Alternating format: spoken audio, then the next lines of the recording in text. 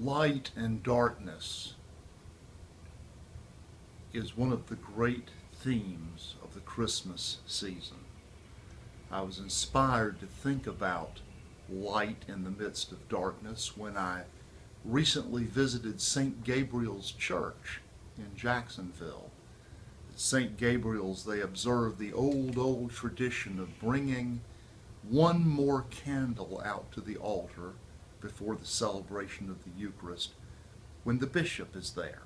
They call it the bishop's candle, and it sits right in the middle of the altar in the midst of bread and wine and books. The reason they bring it out is to give more light to the altar for the bishop, who in the tradition of the church was always an old man who would need more light.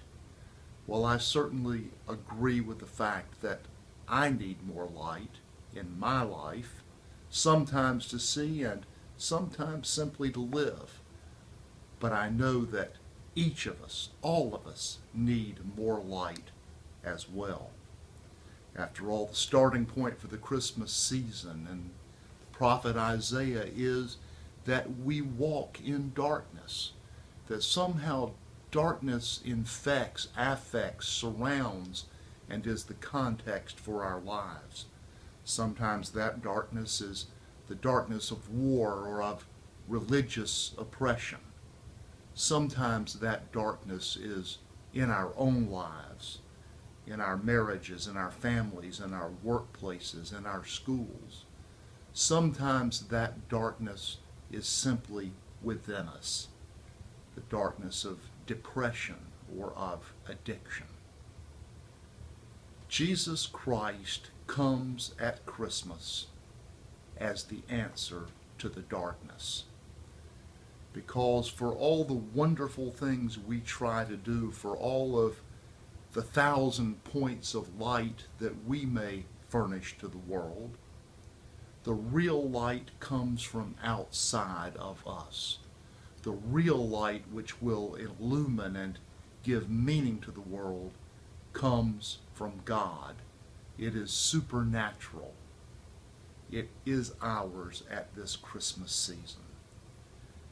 I think about the wonderful paintings of the Nativity, of the baby in the manger, and how so often that baby's made to glow as if he is the sun. And we see light reflected in the face of the Virgin Mary and Joseph and the shepherds as they look at him. But we know that the true light comes from him. It's a light that not only shows us the way we must move without stumbling in the dark, but it's a light which tells us about ourselves, the truth about ourselves, our sin, the complexities of our lives, and our need for a Savior. We celebrate all of that in this Christmas season, and we rejoice that that light can be ours.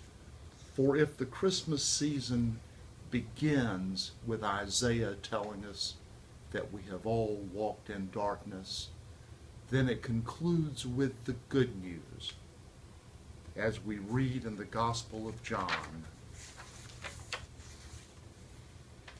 that the light shines in the darkness, and the darkness has not overcome us.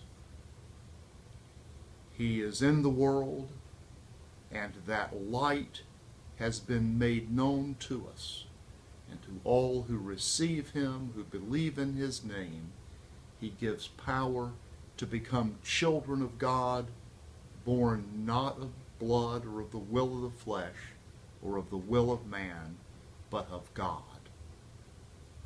The Word became flesh and lived among us, and we have seen his glory, the glory as of a Father's only Son, full of grace and truth. And having heard that gospel message, may we all at this Christmas become children of the light. God bless you, and a very happy Christmas.